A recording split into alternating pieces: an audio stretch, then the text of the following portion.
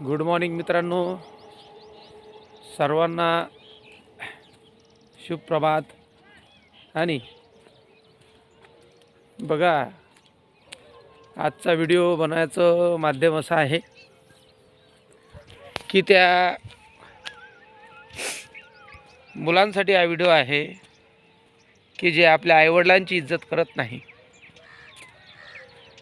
मला त्यांना विचारायचं आहे की ज्या आईवडिलांनी तुम्हाला लहानाचं मोठं केलं, तो कसे बी असो, ते गरीब असो, ते श्रीमंत असो, त्यांच्याकडं कुठल्या प्रकारची प्रॉपर्टी असो किंवा नसो, पण त्या लोकांनी तुम्हाला मोठं केलं आणि मोठं केल्यानंतर तुम्हाला या काबिल बनवलं की तुम्ही तुमच्या पायावर उभे राहू शकता।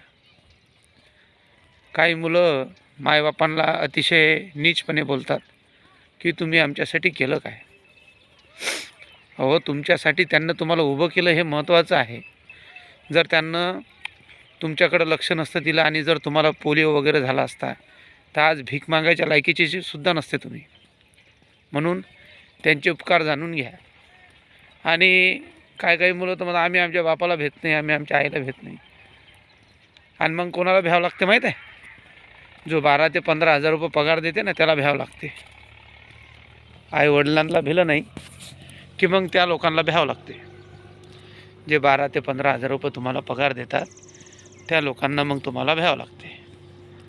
आणि एवढं बी भ्यावं लागते की आंघोळ हो की न हो पण कामावर जावं लागते।